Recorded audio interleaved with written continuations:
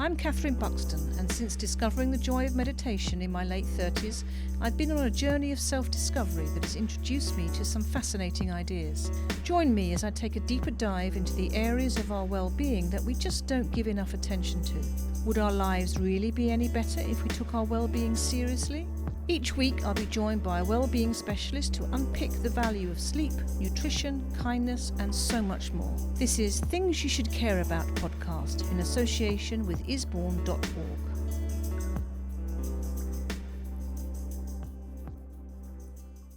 I'm here this afternoon with the very lovely Jess Cadbury. Hello, Jess. Hello, Catherine. And Jess, you are a nutritional therapist, but with a particular passion, shall I say, for in the health at every size movement. Is that correct?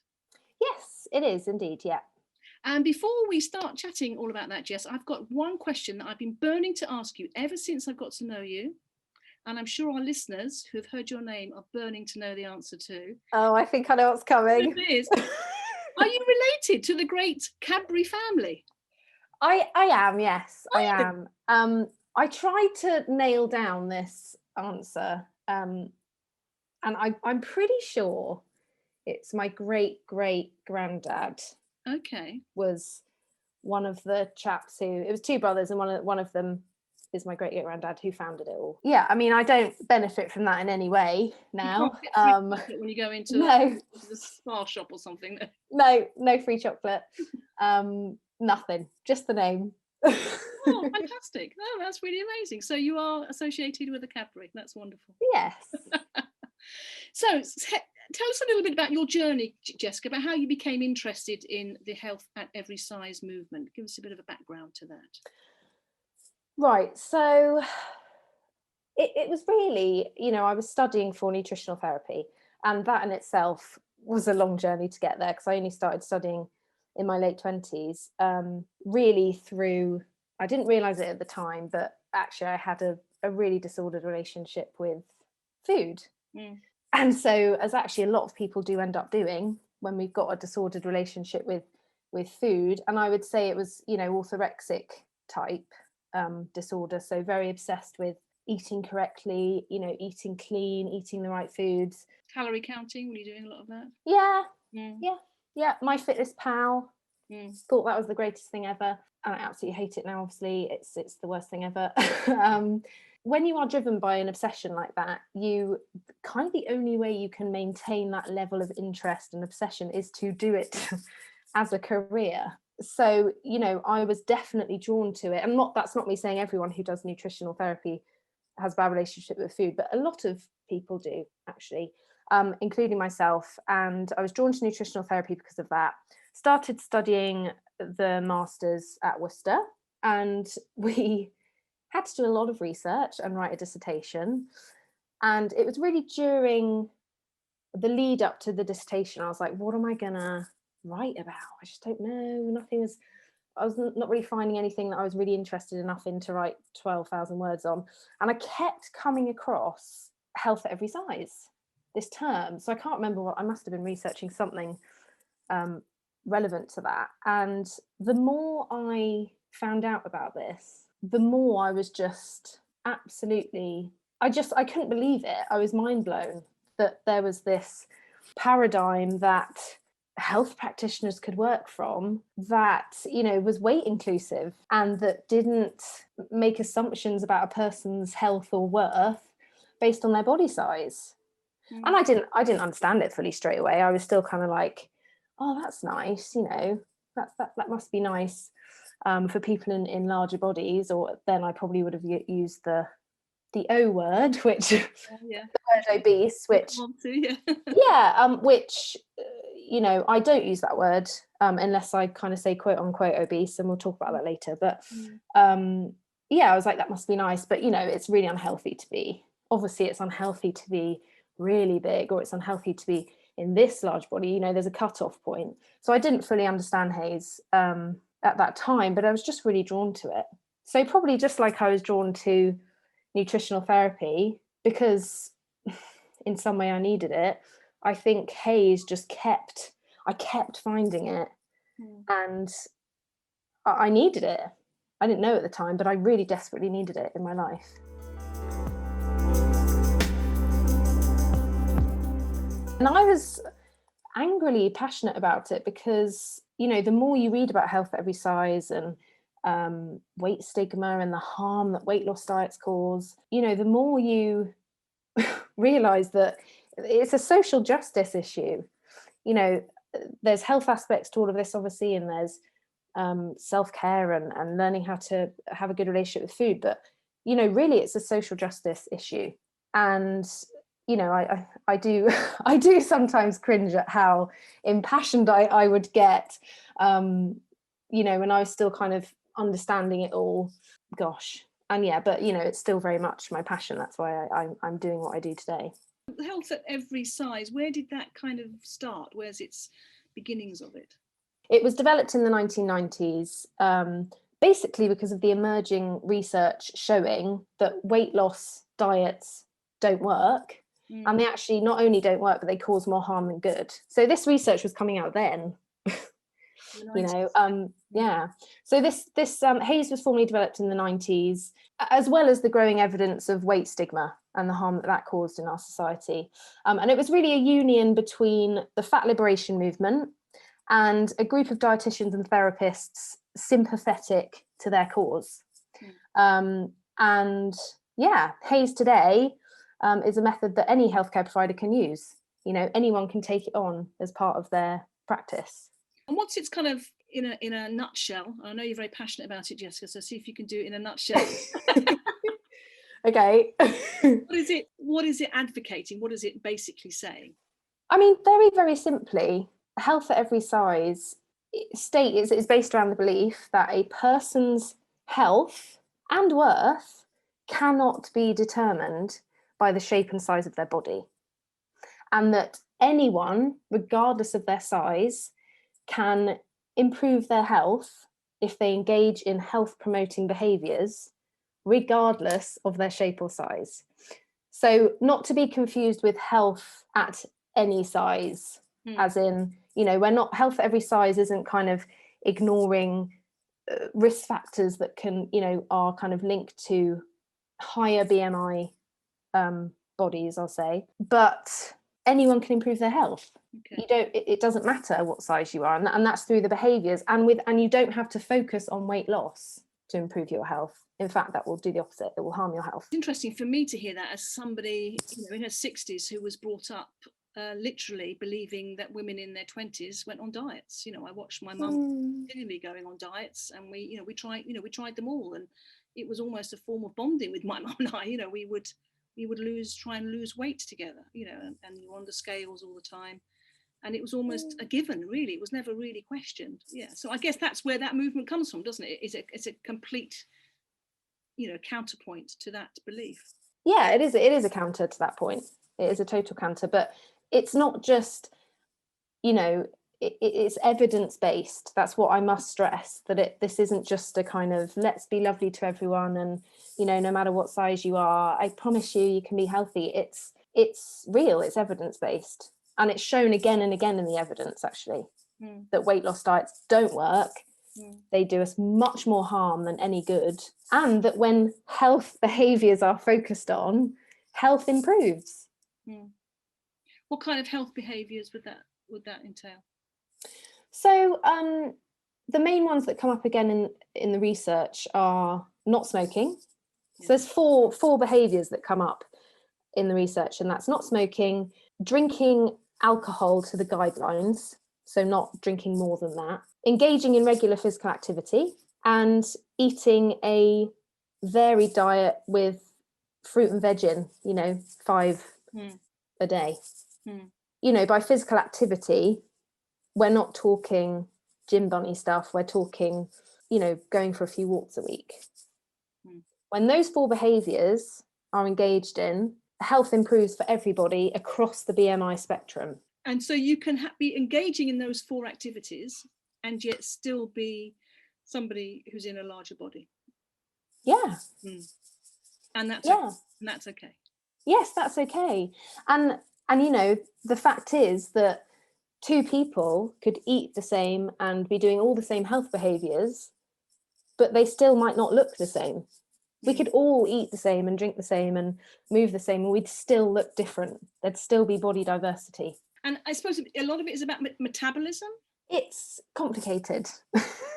And actually, honestly, just like our skin colour and our height, our weight is pretty much genetically predetermined.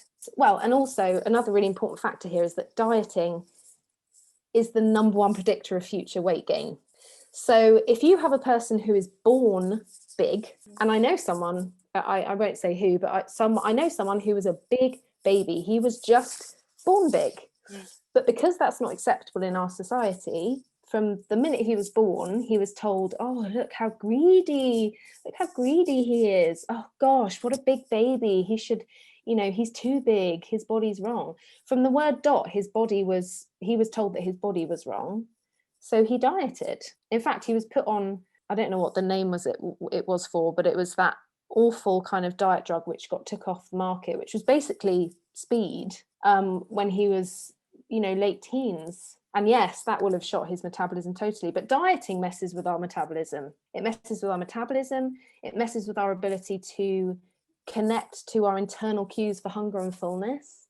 It disconnects us from our body, and it's the number one predictor of future weight gain. So someone like this chap, he was born big, but I'm no doubt that he is much bigger now than he would have been had he never dieted.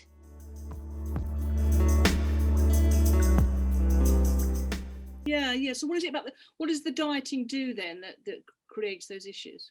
It's really a survival thing. Our bodies can't tell the difference between a diet and a famine.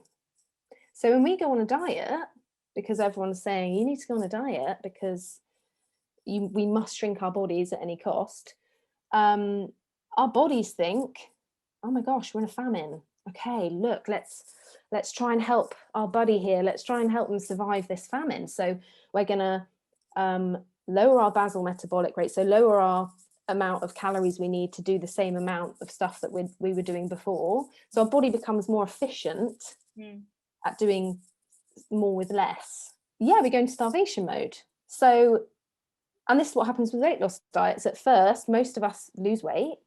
First 6 to 12 months, we tend to lose weight. Our body thinks we're in a famine. We're like, woohoo, this diet's going to work this time. And then what tends to happen is our weight loss plateaus, and then the weight will slowly start to creep back on, or sometimes quite quickly, depending on what's happening. And that's because your body is so clever that it's slowed everything right down so that we can hang on to those calories better. And then, just to let you know the stats, within 2 to 5 years, 95% plus of people who intentionally lose weight will have regained all the weight that they lost, if not more. So every time we diet, we actually push our set weight range up a little bit. It's a survival thing. Gosh, that's really interesting. But you see, what fascinates me is that, in the current, we're doing this podcast over Zoom because we're in the middle of a pandemic, or hopefully towards the end of the pandemic, who knows. But there's been so much made of the fact that obesity is linked to it, or linked to your ability to survive COVID-19, and there's been a big push with the government and health officials to lose weight because obesity is going to harm you.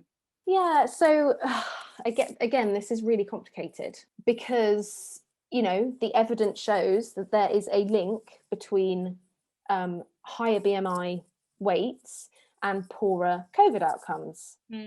Okay. But actually, and this goes for all weight science, not just COVID studies, but we'll focus on COVID studies.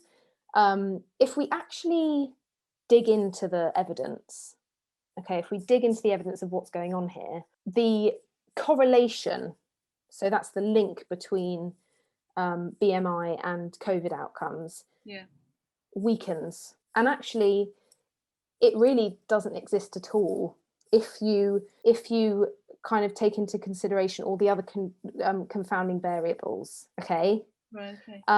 So I'm trying to think of a way I can explain this so it makes really clear sense. I am not a scientist or a researcher. No, absolutely no, but I think that's fascinating. But what I feel that you're coming to or saying is that is that we're concentrating on one variable to the detriment of all the other variables that we could be concentrating. We're giving too much emphasis. It's perhaps unwarranted. Yes, and you know, I mean, first of all, this is all based on BMI, body mass index, which is a load of junk. You can't use it for health. You can't use it as a parameter for health. It was never intended to be used as a marker for health. Really? Yeah. It was developed by, I mean, I think it was an astrologer that developed it. You know, it was meant to be a you know, categorization for data research, you know, just like age or height.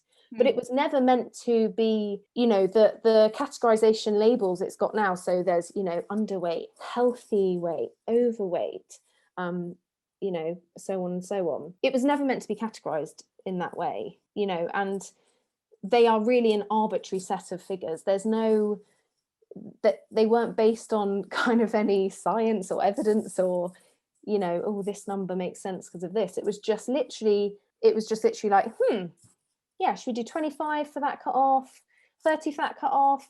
Arbitrary set of figures. And it's never been altered or changed or adapted? Oh yeah, so it was altered in the, I think the 90s. They changed the cutoffs. So basically overnight, millions of people went from being in a healthy weight, quote unquote, to overweight, quote unquote, because they changed the parameters. Did those people suddenly overnight go from this health to poor health? No, those people didn't change. No. It was just the label that they said they had.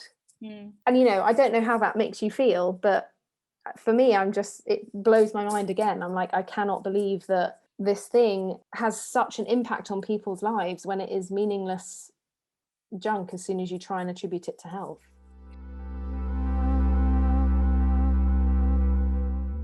Yeah, I think actually what it does for me, Jess, it helps crystallize something which I've been kind of thinking about over a period of time. Is actually, everyone says, you know, follow the science, and hold up science as being almost godlike. You know what I mean?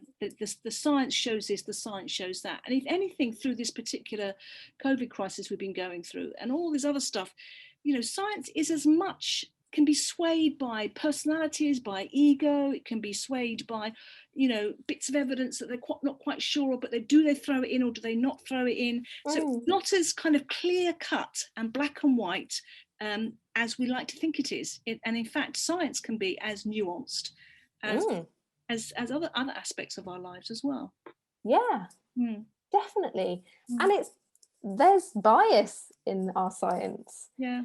And if we're talking about weight science, there is an anti-fat bias in our science. There just is, or a thin bias, pro-thin, anti-fat. We as a culture have a preference for thinner bodies. Yeah. And that doesn't stop in the science. You know, these scientists are humans.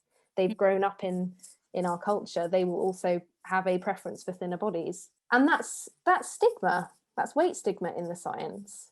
And using BMI to say that these people have a worse outcome for COVID because when we did this research, these people in high BMIs did this, this, and this is horrifically oversimplified. And like you said earlier, you haven't, quite often these studies have not controlled for lifestyle variables or all the other variables like, the effect of stigma on a person, the effect of weight cycling. And weight cycling in itself is linked to all those diseases which are seen as quote unquote obesity diseases. Things like diabetes and heart diseases and things like that. So weight cycling, what's that? Sorry, weight cycling is yo-yo dieting. Okay. So it's when you're going diet after diet and you're losing weight and gaining weight and losing weight and gaining weight. That is really harmful for our health. More harmful than supposedly being, in quotes, obese. Yeah. Yeah. I like that you're doing the quotes now. No, I feel almost awful saying it. The O word.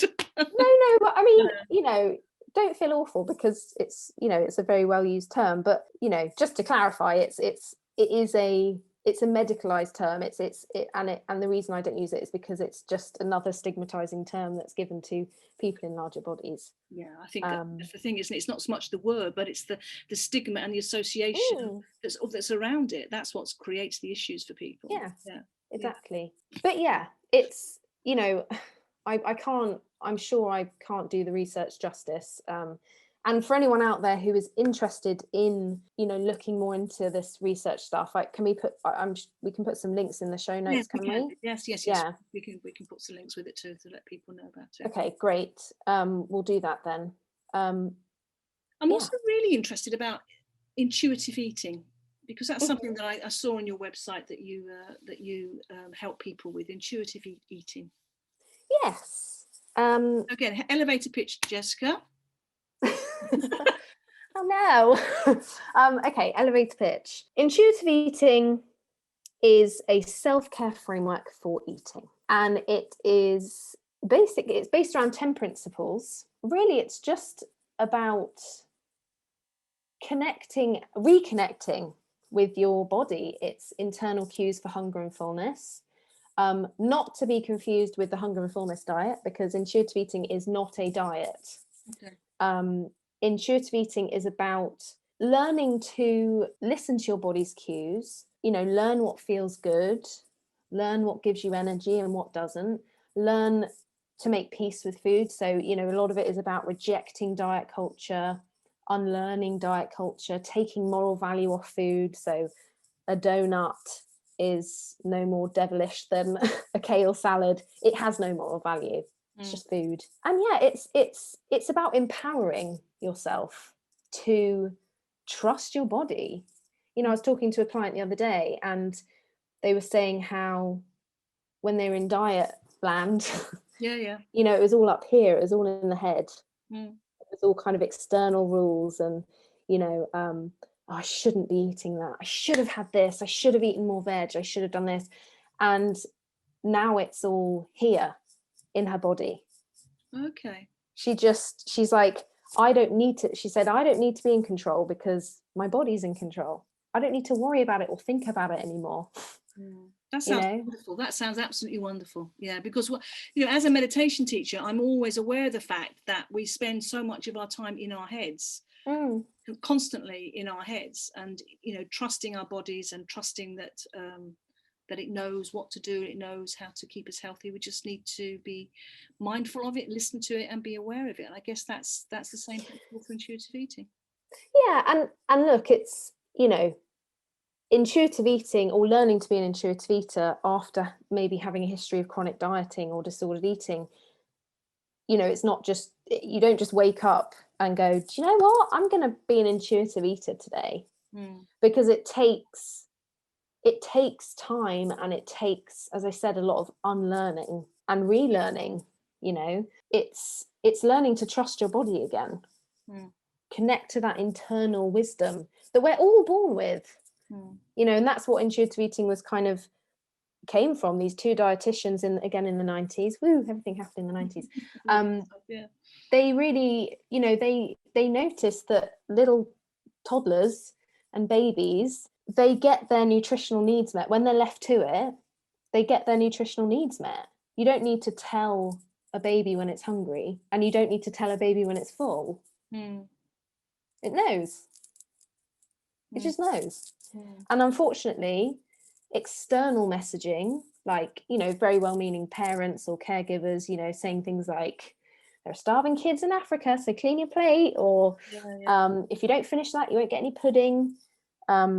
You know, starts usually with that kind of thing, and you might, and then we grow up in diet culture and all these, you know, all the media and skinny white women everywhere, and you know, telling us to diet, and you're in this BMI category. All this external messaging disconnects us from the wisdom that we are all born with, and I find that really sad, really painful.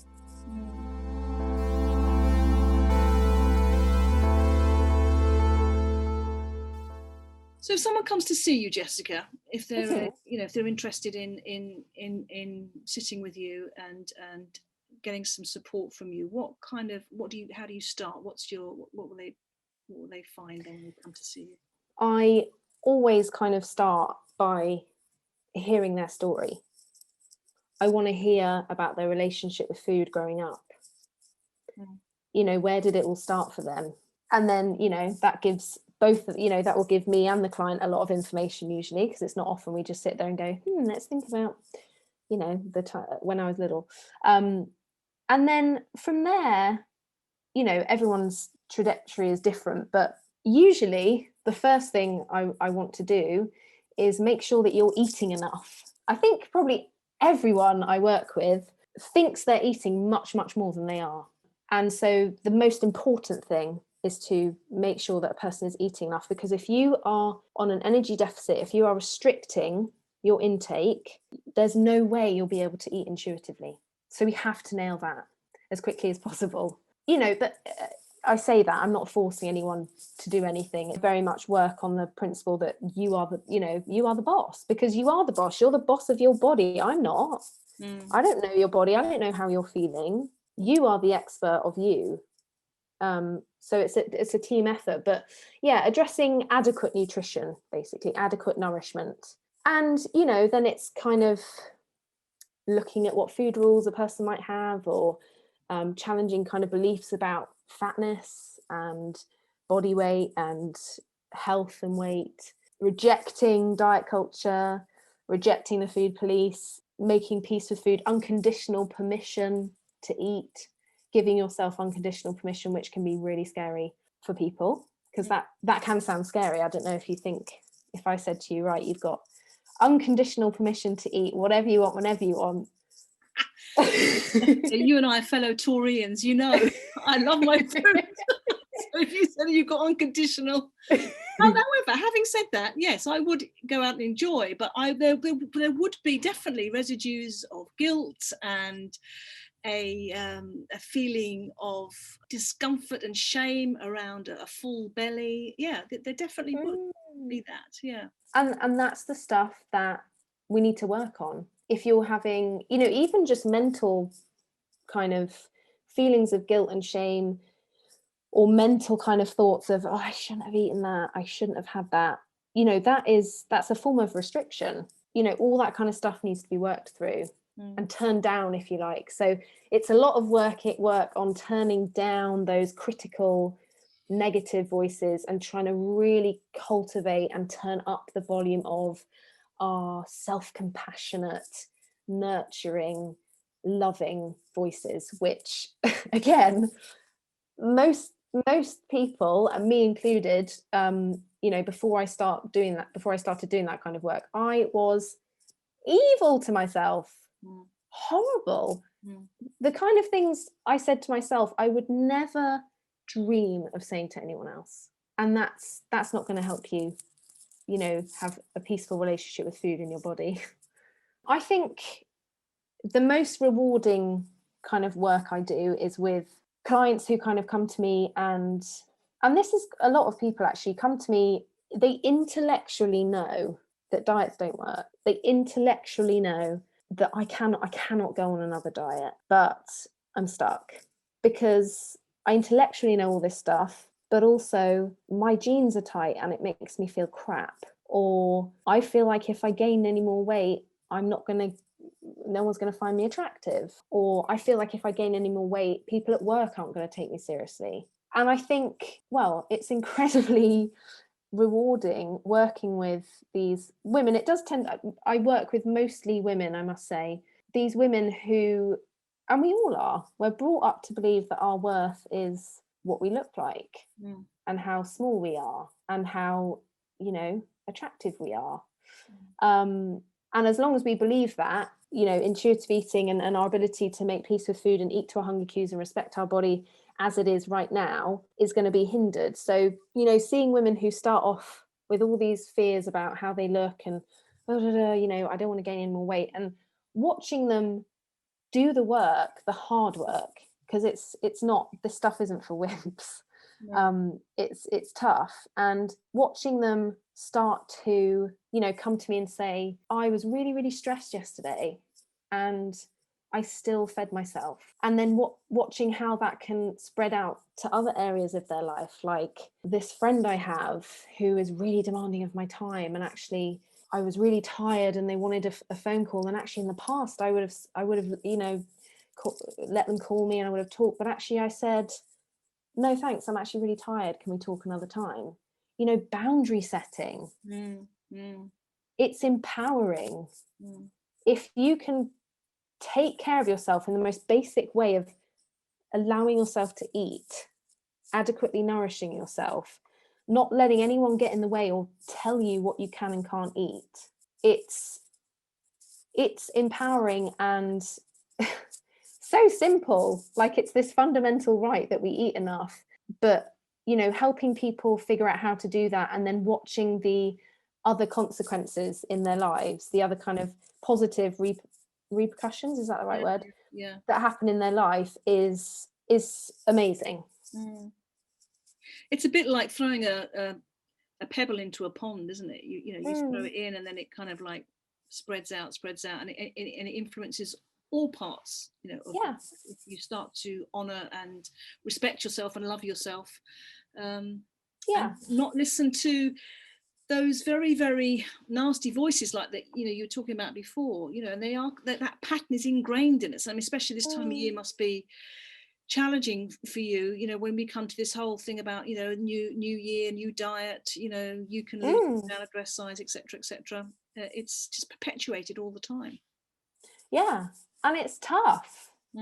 It's tough for me as a straight size white privileged woman, let alone someone who is in a much larger body, very much feeling the effects of weight stigma in daily life, and then having to go through a pandemic, a nice little extra dollop of stigma there, because we're now going to tell you that because you're in a larger body, you're going to more likely have poor outcomes. And now, as you say, it's diet culture season. So another nice little dollop. Everywhere people in large bodies going, they are reminded that we don't want to see your body, shrink your body. So it is tough. And any insights into why is it that mainly women, I know what you're going to say, but anyway, I'd like to hear you say I think I know what you're going to say. Why is it that women in a larger body, or large, especially in women, is seen as something that has to be ridiculed or crushed and made smaller? Well, I think part of it is, not to get all kind of political or whatever, but it's political, Jess, go for it. Well, it's patriarchy and actually, quite frankly, racism. You know, if you actually look at the roots of diet culture, it's rooted in racist beliefs. Oh, I didn't know that. Yeah. And, you know, there are probably going to be some people thinking like, what is she on about? Dieting keeps us small. It keeps women small. Constantly having to self-objectify keeps us small, keeps us distracted. It's Naomi, wait, I've got the book. Anyway, the lady who wrote The Beauty Myth, there's a quote from her book that is, dieting is the most potent political sedative we have. Potent political sedative, that's wonderful. Well, it's awful, but it's a wonderful. Yeah. And, you know, ultimately, you were saying, you know, this why are women in larger bodies ridiculed, and really it's because we are set up to view the world through the male gaze. And because of various kind of beauty standards that have been held up over the years, and diet culture, and the fact that it's basically thin white men or white men anyway, you know, who control everything. You know, if we are not looking the way we should through the male gaze, then our worth, our humanity is taken from us. you know, and the reason that we are fat phobic is because we, through a lot of kind of sneaky and not so sneaky societal you know, messages, the messaging that we get every day, we are taught that larger bodies, not good bodies, they're not worthy, and you know, they're probably really lazy, and they're probably really greedy, and they're probably all these things, all these assumptions that are put on larger bodies, which are not true. And actually, in the research, just to kind of quantify one of those elements, when you look at what a person in a higher BMI body, you know, the quote unquote obese category perhaps, eats in a day compared to what a normal weight quote unquote person eats in a day, there isn't a difference. Really? Yeah. Yes, you're right. There is that assumption that a fat person just must eat loads. Yeah, that's why they're fat, because they must eat loads. And it can't be true, because there are so many women that I know who are, you know, in thinner bodies and eat loads, but, you know, don't. So and in them, exactly. It's like, oh God, so lucky you can eat whatever you want and kind of not gain weight. It's probably her genes. It's their genetics. Yeah. Like, they're not better than you. It's just their genes. So instead of fixating on our weight, on how large or small or whatever we are, fixating on food, we just enjoy life, I guess. Just enjoy food, enjoy. Yeah. Ideally, you know, and in terms of health, you know, having a peaceful relationship with food, engaging in joyful movement, being part of communities and connecting with other people on a regular basis, being part of projects or volunteering or whatever, doing things you enjoy, you know, yes, these are all things that are going to make your life better, but also they're going to make you healthier.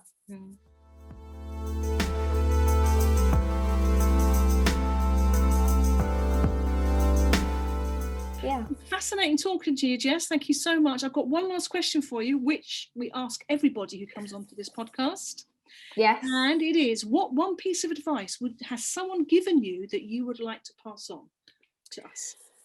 Yeah, I was thinking about this. And do you know what? I cannot remember who told me this or who said it to me.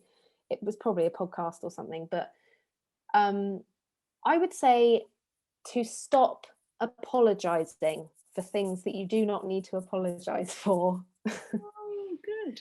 Yeah. Stop saying sorry, and by that I mean for things like you know, being too busy to do something that you've been asked to do, or stop saying sorry for setting boundaries for yourself, or stop saying sorry for not always being perfect, stop saying sorry for showing your emotions. How often, and I still do this, but how often do we cry or something in front of someone unexpectedly and we go sorry? You know, you don't need to apologize for being human. That is a lovely way to end our podcast. Thank you so much, Jess. That's fantastic. Now, if people who've been listening to this are really interested in getting hold of you, where can they find you? They can find me, probably the best place will be my website, which is jessicacadburynt for nutritional therapy.co.uk. And I've got an Instagram. I must say I don't go on it that much because it's not great for my mental health. No, I understand that. Yes, I feel the same actually. Yeah. Yes, it sucks your energy out of you, and I don't have a great feeling of energy at the moment, so I need to conserve it. Yeah, me too. So Jess, thank you so much indeed. That's lovely. I'm off for a cup of tea and a big slice of cake, so thank you so much for that. And all the best, and thank you for coming and spending some time with us this afternoon. That's great. That's a pleasure. Thank you for having me.